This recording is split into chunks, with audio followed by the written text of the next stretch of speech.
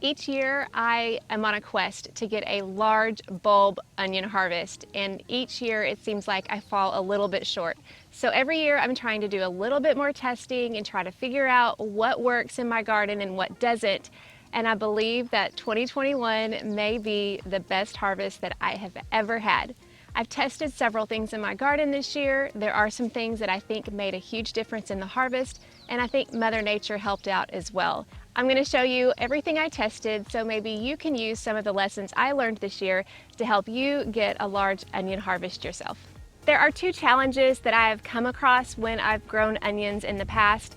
The first one is that I'm an organic gardener and I don't use synthetic sources of fertilizer. If you look at different sources, a lot of the recommendations include adding synthetic forms of nitrogen to onions so that they can have bigger bulbs, but I'm just not going to do that as an organic gardener, and I think that has set me back a little bit in the past. So that was one challenge that I've been trying to overcome over the years. The second challenge is my climate. The biggest problem that I have with my onion growing each year is that my onions have a tendency to bolt prematurely. This is when the onions think that it's time for them to set seed, so they send out a flower stalk, and what that does is that stops the bulb growth, and then it also makes it where you can't cure and you can't save onions for long-term storage. So anytime that little flower starts to form on an onion stalk, I know that that particular onion is done. Most of my years, that has been my biggest challenge because we tend to have springs in my Arkansas climate that is very up and down. We might have warm, sunny days in February and then go back to a cold snap. And what that does to an onion is, as a biennial plant where it sets seed the second year, it thinks it's gone through another set of seasons and it's time to flower and set seed. And so that's been a big challenge in my climate over the years. Thankfully, that's where Mother Nature helped me out this year because we didn't have a lot of that roller coaster weather. We had a pretty gradual warm up in the spring, and I think that really contributed to this year's harvest as well. The first test that I did this year to try to see if I can get the onions to bulb up better is I planted part of my onion planting in a raised bed and part in a ground bed. As I mentioned before, a challenge is trying to get enough fertility to these onions so that they could have enough top growth in order to support the bulb growth. And for the raised bed and for the ground bed, I did something a little bit different in each of them just to test to see what might work better. For the raised bed, this was amended with topsoil and compost last year. And then in the fall, I added a pretty healthy dose of fallen leaves, leaf mulch from last year. So I added that over the winter time. When it was time to plant these onions, I added Milorganite, which is an organic or natural nitrogen source. And then I also added a weed preventer. It's called corn gluten. And not only is it an organic source of nitrogen, but it also helps with weed control. So that's a big thing too with onions, is not having a lot of weed competition. That really helps. So those are the things that I did for this raised bed. For the ground bed, I did something a little bit different. At planting time, I added a light layer of compost at planting time. And then I also added some of that corn gluten meal for weed control.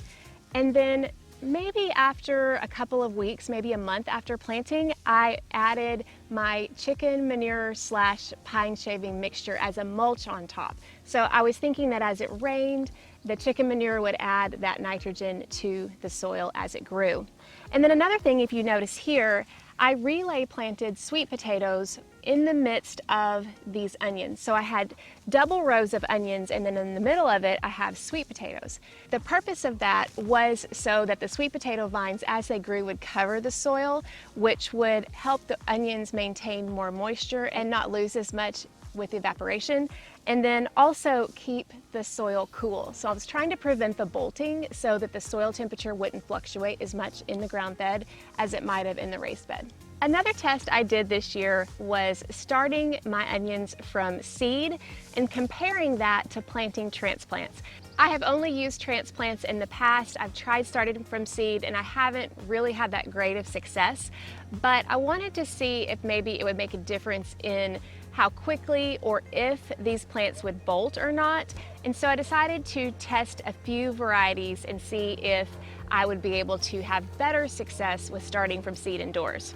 Timing wise, I started these seeds in my greenhouse on Halloween. So October 31st, I started these seeds. My thought was I was trying to mimic nature and how these seeds would germinate in nature. And so I started it in the greenhouse. The only time I brought them inside was when we had a really bad cold snap. But overall, these were germinating and growing in the greenhouse. They definitely grew slow because of the limited amount of daylight. I wasn't sure it would work, but these over here on this side were the ones that were started from seed indoors. And about halfway through, these are the ones that were started from transplants.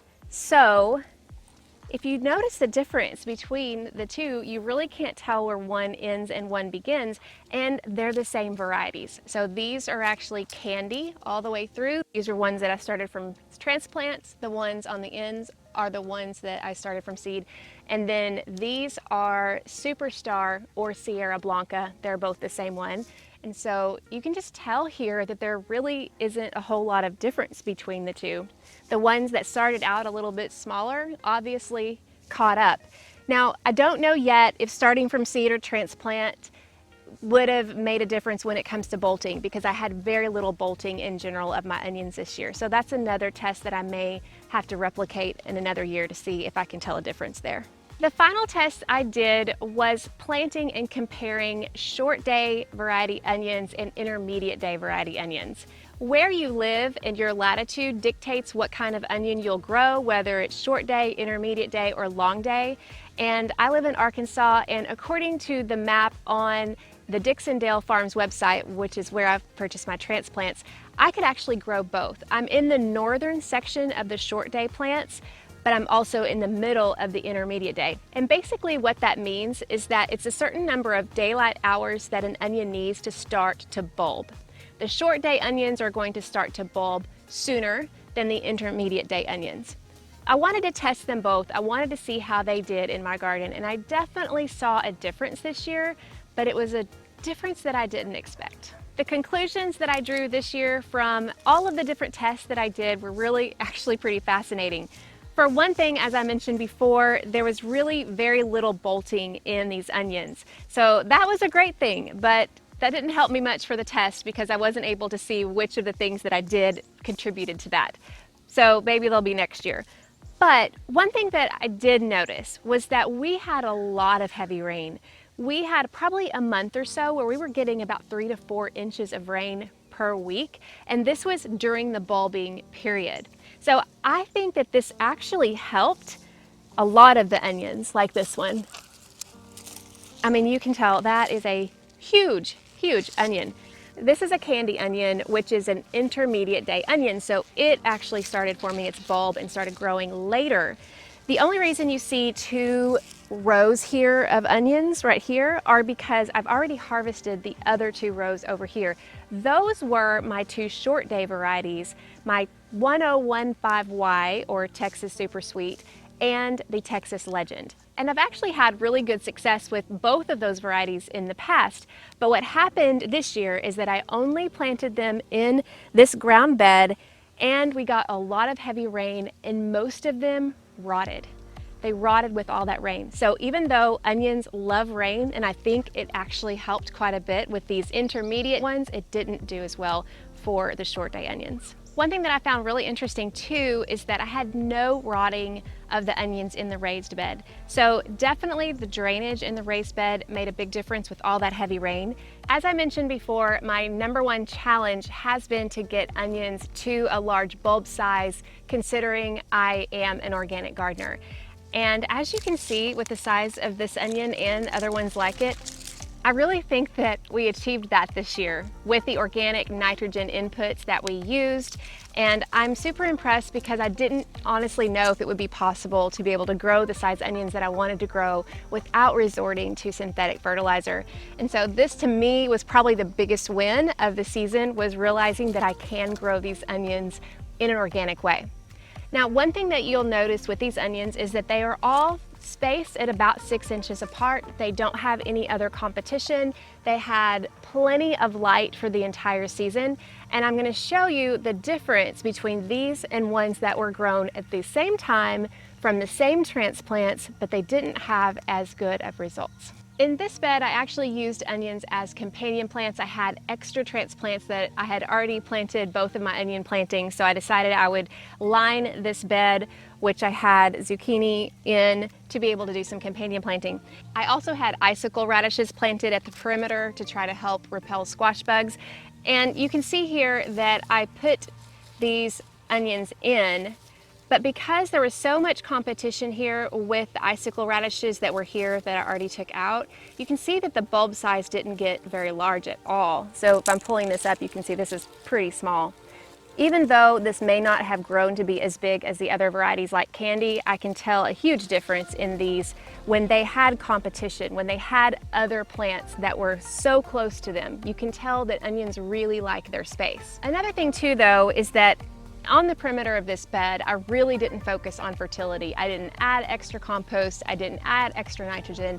So I think the competition really did make a difference, but also I didn't pay as much attention with fertility on these onions as well. So I think a combination of those two really made a difference. But if you think these are small, come look at some others. All right, can you see the onions in this bed? These were also extra onions that I planted at the perimeter of this bed. This bed was actually full of cabbages and cover crops. I had let my hairy vetch and crimson clover grow from the winter time, and so this was absolutely covered with other plants. And so you can see that even though they had plenty of space between the two of them, they did not do well not having the sunlight, because I'm telling you, they didn't have much sun. And so this, pretty small. I mean, you can still cook with it, obviously. But to me, that tells me, just in comparing these different beds and how they did planting at the same time, how important it is not to crowd them, to make sure they have plenty of fertility, and to make sure they have plenty of sunlight and water. I think that makes a huge difference in the size of the onion bulbs. So these are the Superstar, or the Sierra Blanca. These are actually pretty small, but there's some bigger ones further down.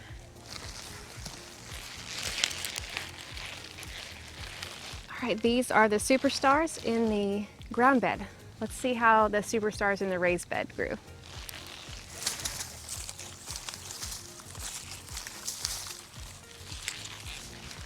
I don't think I have enough hands for these. Carrying like a baby.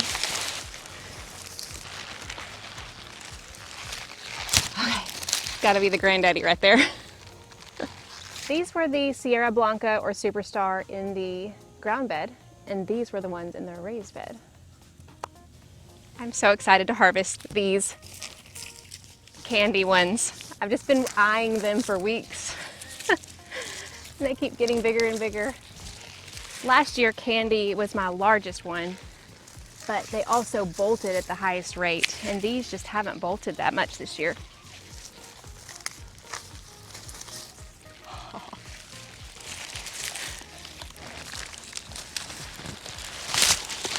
Heavy to carry.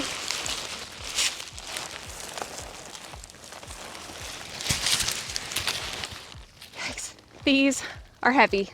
A lot of these.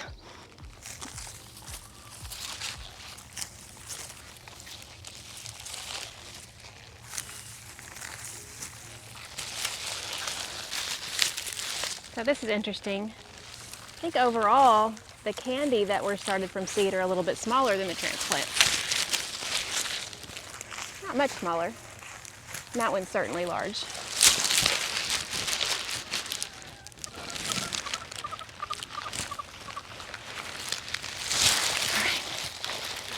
All right, I think we're done. These were the Candy in the ground beds, and then these were the ones in the raised beds. Not as big of a difference on those. I can't tell you how excited I am to have all of these onions. I think that I may have finally made my goal of having enough onions to last our family all year. Obviously, even though I'll properly cure these, they'll only last a few months, as a bulb, but I do chop and I freeze, and I also dehydrate onions. So this is probably the best harvest I could ever ask for.